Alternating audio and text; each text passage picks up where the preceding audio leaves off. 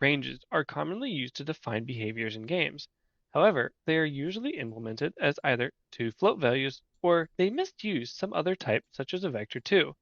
Let's create a min-max slider to use in the Unity inspector to make this more intuitive. And then let's create our own custom range class, which we will then use to refactor our code and address the type misuse, which is just so common. Editor me here. During the making of this video, Unity has announced a security risk for all Unity games made with Unity 2017 and later. I highly recommend that you update your Unity editor if you are still working on the game, or use the tool provided by Unity for any current builds. I'll leave a link in the description detailing how the vulnerability works if you're interested, but I highly recommend listening to it. Anyway, roll the intro.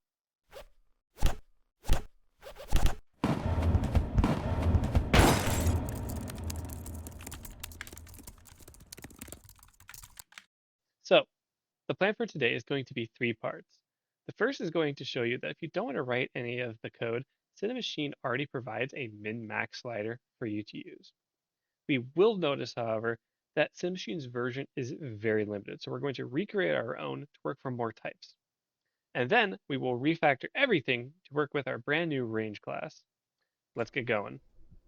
For the Cinemachine version, you will obviously need the Cinemachine package included in your project.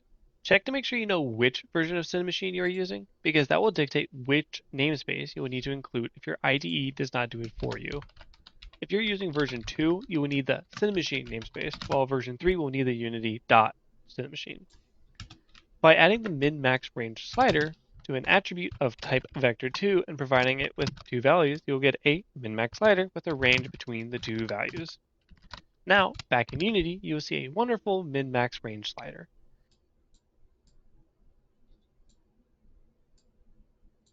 It works great for float values. However, if we go and try and use it on a different type, such as, I don't know, a vector2 int, we will notice that we get errors in the console saying that the min-max range slider is not compatible with the vector2 int property. So let's go ahead and do it ourselves. I'm first going to create a new script and call it min-max slider attribute. Then I'm going to create a folder and call it editor with a capital E. Inside of that folder, I'm going to create another script and call it min-max slider drawer. If you did not know, capital E editor folders are special in Unity. You must put editor-related scripts inside of them for them to work properly. They are also not included in Unity builds, so you cannot have any runtime code referencing something held within this folder. The min-max slider attribute class is going to inherit from a property attribute. We will then have two public read-only floats for a min and a max. Then we'll have a simple constructor, which will take in a min and a max and assign them to the classes fields. That's all for the attribute. Onto the drawer. The min-max slider drawer class will inherit from property drawer. We will then give the class the custom property drawer attribute and pass in type of min-max slider attribute. To simplify some things later, you'll have a field of type min-max slider attribute called slider attribute, which will just be the property drawers attribute casted to min-max slider attribute. The property drawers attribute field is just a reference to the instance of a property attribute for which the current drawer is being drawn for. If we want to get the data from the min-max slider attribute, we will need to explicitly cast it. We will then override two methods, the onGUI and getPropertyHeight methods. The onGUI method has parameters for the rect in which the property should be drawn, the serialized property itself, the label for this property, and it returns void. The getPropertyHeight method has parameters for the serialized property itself and the label, and returns a float value representing how tall the drawer should be. For the getPropertyHeight method, we will simply return editorUtility.singleLineHeight. In the onGUI method, the first thing we need to do is ensure that the property that we are drawing the slider for is actually a valid type. Because we are supporting both vector2 and vector2int, we need to assert that the property type is either serialized property type.vector2 or vector2int.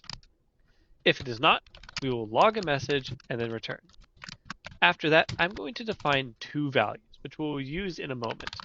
One is going to be float field width, and we will set that to the size of 1/8 the width of the rect we were given, which is called position and is the full space that we are allowed to use.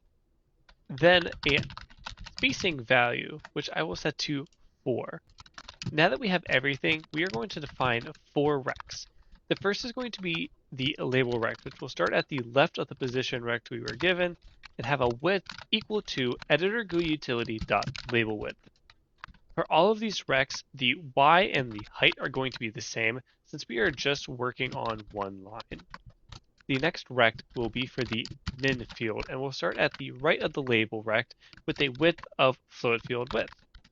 The slider rect will be after the min field plus some spacing with a width of the full width we were given minus the label minus the float field plus the spacing times 2. Finally, the max field rect will be after the slider rect plus the spacing and have a width of float field width. Now it is time to actually draw our drawer. We will start with editor GUI.begin property where we will pass in the position label in property.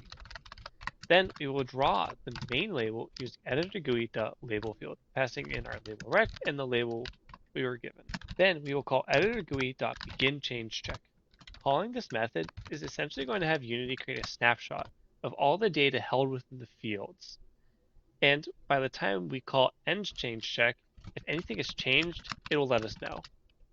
Before we can draw the rest though, we're going to need to know what values are actually being held at this moment. For this, I'm going to create a helper method called readMinMaxValue, where we will pass in the property and get out a min and max value. Note the out keywords. I will come back to implement this method later, so let's continue in the onGUI method for now. Here, we will need to do an if to see if the property is a vector2 or a vector2 int and draw their respective fields. We will pass in the min and max recs and their corresponding values, casting to an int when necessary. After that, we will need to get the min and max values defined in our min and max slider attribute. Now we have everything we need to draw the min max slider, passing in the slider rect we defined above, a reference to the min and max values, note the ref keyword, and the slider min and max values. We have finally drawn everything, and with the potential of getting different data at any moment, we're going to do some pre-processing. We're going to clamp the min and max values to the range defined in the slider attribute. We will also make sure that the min value is less than or equal to the max value. After that, we will call editor GUI.endChangeCheck, and if this returns true, it means that something has changed, and we need to update the serialized properties data with the new data. We will once again check which type the property actually is and update either its vector2 or vector2 int values. Finally, it's time to implement that read min-max value method that we created earlier. We will simply read the property's vector2 or vector2 int value based on whether it is a vector2 or vector2 int. I'm just going to create a custom example script to use as a demo for us. We use our new min-max range slider attribute by adding the attribute min-max slider to any vector2 or vector2 int type and passing in the min and max values just like we used in the Cinemachine example. Now, back into Unity, you can see our min-max range slider working just as intended with both a vector2 and vector2 int type. It's now time to work on our own custom range class. I'm going to create 2 scripts, one for the range itself and another for its property drawer, making sure that the range property drawer script is within a capital E editor folder for it to work properly. The range class is not going to inherit from mono behavior, and we need to make sure that it has the serializable attribute. We are going to start by adding a public field for the min and max values of the range. We are also going to provide 3 different constructors. One is going to take in a float for both the min and the max and assign those values to the respective fields. Another will take in a vector2 and assign the x value to the min field and the y value to the max field. Then finally, we're going to have an empty constructor or a null parameter constructor, which we will assign the min to 0 and the max to 1. After that, we're going to have a slew of different methods, which I think any range could do. The first is going to be able to clamp any value to the range.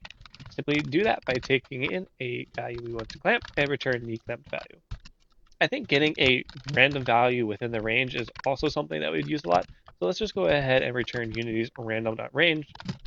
I think a simple helper method to determine if a value is within the range without actually clamping it is also a good idea for any Boolean check. Our second to last method is going to be a convert to vector2. I don't know what use cases we might have, and that might be helpful. The last method is going to be an override of the toString method for any debugging purposes. You can use whatever string you want that makes sense to you, but this is what I'm going with. Now, in the ranges property drawer class, we are once again going to inherit from property drawer and give the class the custom property drawer attribute with type of range. After that, I'm going to define two constant int fields. One is for spacing, and I'm going to give it the value 2, and the other is going to be min-max label width, and I'll give it the value 12 times 3. You can think of this as a width of 12 for each of the 3 letters in min and max. After that, we are going to once again override the onGUI and getPropertyHeight methods, returning editorGUI utility.singleLineHeight in the getPropertyHeight method. You might be thinking that this is really similar to the min-max slider property drawer, and that is because it is. The min-max slider and the range classes both provide very similar functionality. However, there's one key difference that makes them both equally important in my eyes. The range class allows us to define the range of any size. However, the min-max slider clamps us to a range between two hard set values. For example, we can use the range class to define the number of coins an enemy is going to drop when killed. This can be anything from 0 to 100 or 5 to 10, whatever. However, this is not necessarily the case for the vertical camera rotation. Usually, you do not want your camera to rotate more than 90 degrees up or down. And that's because if it does, it's going to flip upside down and it's going to really confuse the player. So we usually clamp this value to -90 to 90, and for a third-person shooter game, that's just fine. However, if we're going to make a top-down strategy game instead, there's no purpose for the player to ever look past their horizon. So now we can define a min-max slider from between -90 and 90 and allow the individual project to determine whether that's -90 to 0, -80 to 80, or whatever. Enough rambling, let's finish this property drawer up. I'm first going to define the rect used by the label. The width will be editorUtility.labelWidth again. I'm then going to define a rect for the rest of the space that we have to work with where everything else would go. I'm going to call this the contents rect. The width will be the full width minus the label width, obviously.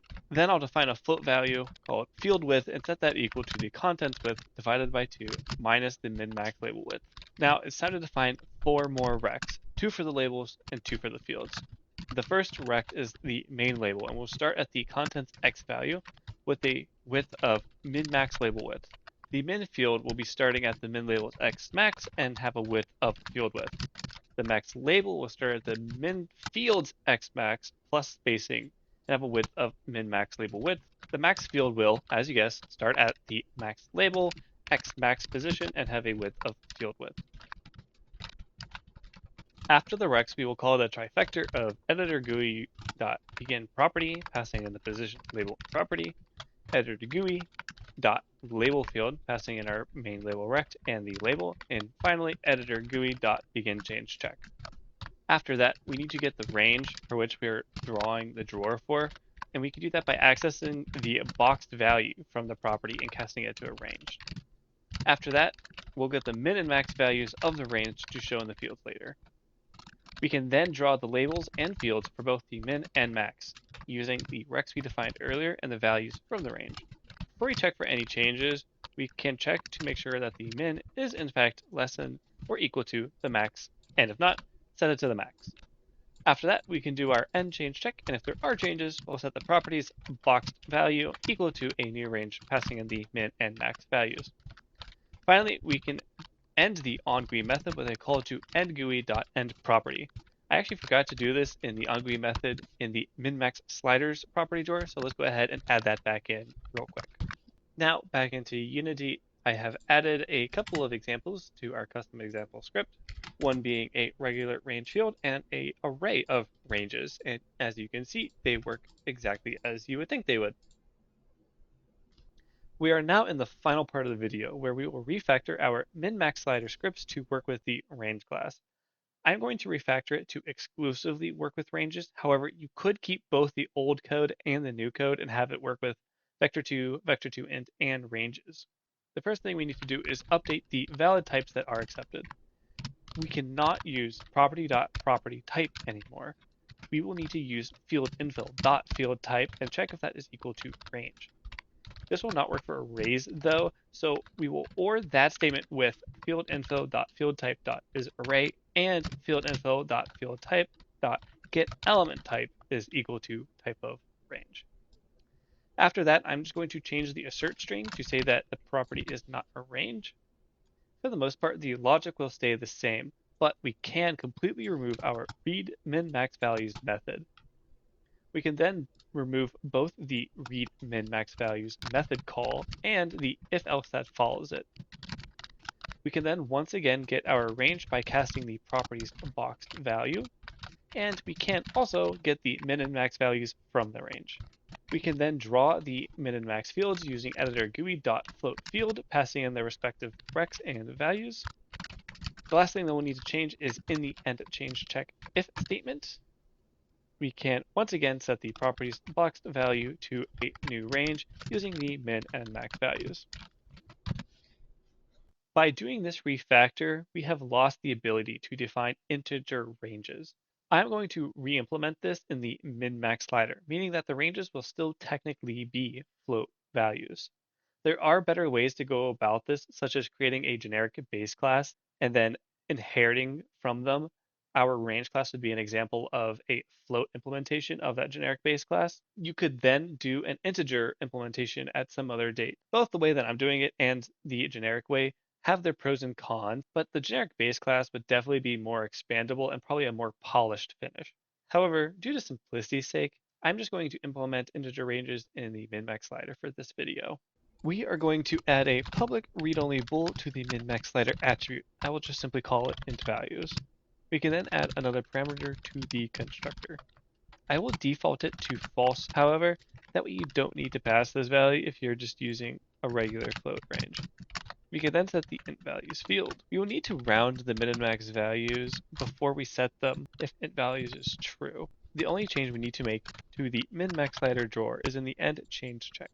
We just need to add another if, where if the slider attribute's int value is true, we round the min and max values before setting the box value. I've once again added some more examples to the custom example script, and as we can see here, everything is working exactly as intended. If you guys liked this tutorial or found it informative, please leave me a like, I would really appreciate it. I hope you all enjoyed and I hope to see some great games out of you all soon.